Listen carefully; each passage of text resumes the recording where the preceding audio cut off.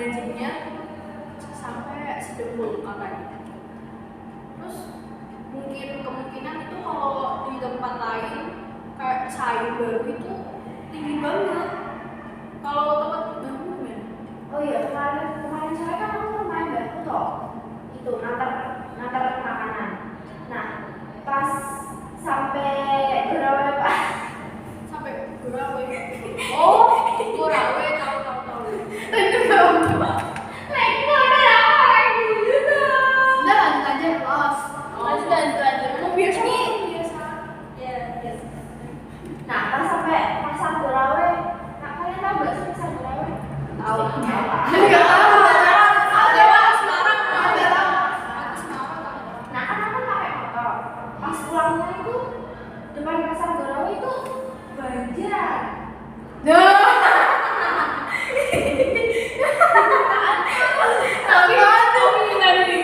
Tapi itu balik di KJ yang rumahnya nggak kena banjir. Iya, saya juga aman sih. Oh, saya juga aman sih, semangat ya namanya Sayung. Semangat. Saya kan Rosari bukan Sayung. Pasti Sofi Banjir ya sih. Oh iya rumahnya Sayung ya. iya. Wah, sorry ya, telat. Kebanjiran. Iya. Makanya Sof. Iya. Amin ya Allah. Amin. Banjirnya seberapa sih, Kak? Setengahku tadi ada bis yang nyiprat gitu loh. Semangat. Wah, jadinya emosi sih gua. Beda. Masih dingin lagi gak sih? Iya. Ya udah jangan dimain mulu. Kita tuh mau belajar apa sih sebenarnya?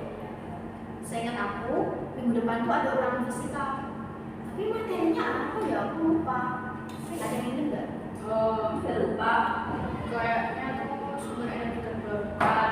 Tapi jenisnya nggak tahu. Siapa yang tahu jenisnya? Oh, jenisnya tuh air, angin, terus biomasa, sinar matahari, sama panas bumi. Oh iya. Pakai juga. Ini kita berlima loh, Bapak. Dibagi aja gimana? Kan pas. Iya, bagi-bagi. Ya kita pilih satu materi itu cari ya. Iya. Aku air ya. Aku angin aja deh. Kalau aku panas bumi aja nggak apa-apa. Aku sinar matahari aja. Terus sampai gue nanti. Nah kan berarti bedanya. Ayo kita cari nilai aja ya. Berapa sih? Berapa ya? Itu kayaknya beneran 38 ya, coba dicari. Iya, 38. A few minutes later.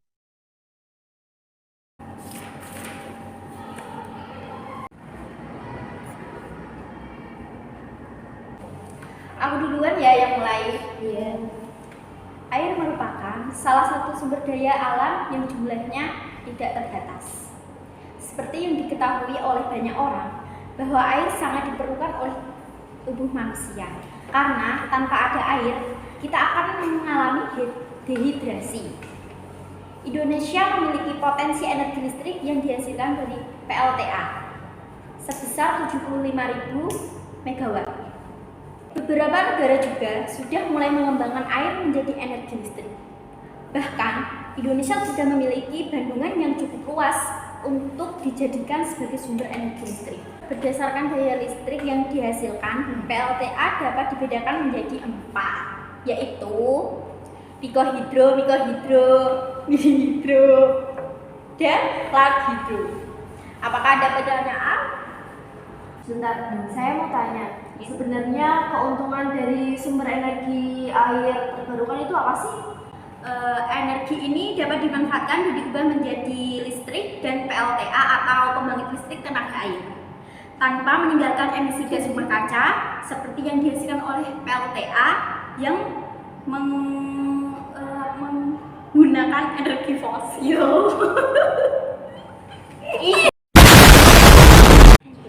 Sekarang giliran aku ya.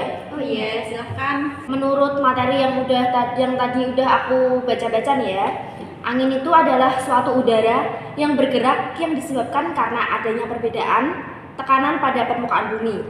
Nah, pergerakan angin dari wilayah yang tinggi ke wilayah rendah sehingga bisa menyebabkan suhu udara pada suatu daerah menjadi berbeda.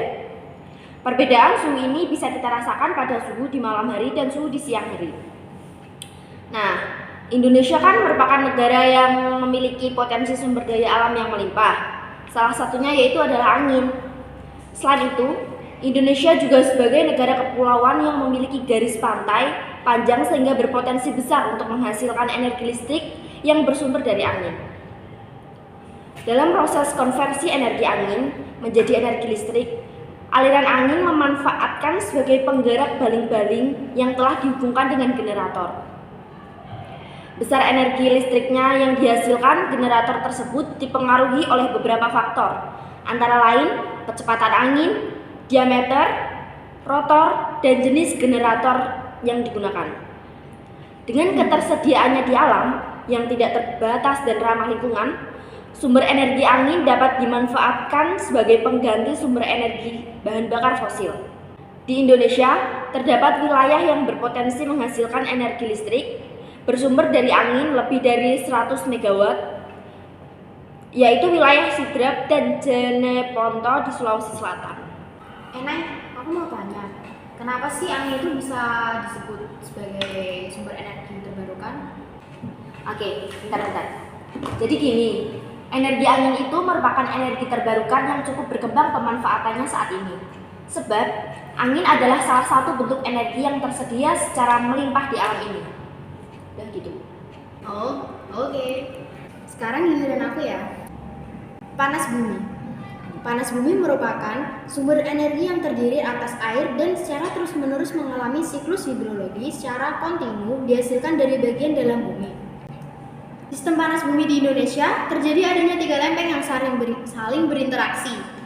Yang pertama, lempeng Pasifik. Yang kedua, lempeng Indo-Australia. Dan yang ketiga, lempeng Eurasia. Udah, ada yang mau ditanyakan? Aku mau bertanya, Ya. panas bumi berasal dari mana ya?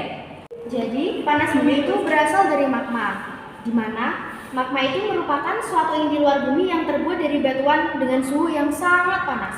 Maka dari itu, panas bumi tergolong sebagai sumber energi terbarukan karena memiliki kadar emisi karbon yang sangat rendah. Sekarang giliran aku tentang bioenergi. Bioenergi itu berasal dari bahan baku organik kayak tanaman atau kotoran hewan. Jenisnya ada 3, salah satunya adalah biofuel. Biofuel ini dapat dihasilkan secara langsung dari tanaman atau secara tidak langsung dari pembuangan limbah pabrik. Bioenergi juga bisa berasal dari kotoran hewan dan sampah padat yang melalui proses anaerobic digestion oleh bakteri metanogen. Jenis bioenergi ini adalah biogas. Ada satu lagi jenis bioenergi yaitu biogas. Pembuatan biogas sangat sederhana dan dapat dilakukan setiap hari. Selesai. Oke, sekarang giliran aku ya. Jadi, matahari itu merupakan sumber energi terbesar dalam kehidupan manusia yang bersumber dari radiasi sinar dan panas yang dipaparkan. Nah, pemanfaatan energi matahari dapat melalui 2 cara. Yang pertama itu sel surya. Sel surya merupakan rangkaian berbahan semikonduktor yang terdiri atas rangkaian diode tipe P dan N. Perangkat tersebut dapat mengubah secara langsung energi matahari menjadi energi listrik. Nah, sekarang yang kedua itu thermal surya. Thermal surya dimanfaatkan sebagai pemanas air. Aku mau tanya dong. Apa tuh? Apa kelemahan sel surya itu? Kamu nanya? Oke, biar aku kasih tahu ya. Oke, aku jawab ya. Kelemahan sel surya itu harganya mahal, perlu penyimpanan energi yang baik, perlu inverter untuk mengubah arus searah menjadi bolak-balik. Udah pada paham ini? Bisa sih. Sampai sini apa? Kayaknya udahan deh. Soalnya orang tua aku udah nelpon. Juga udah kan jam berapa? Percaya banget loh. Udah, kalau kita akhiri dengan dada-dada.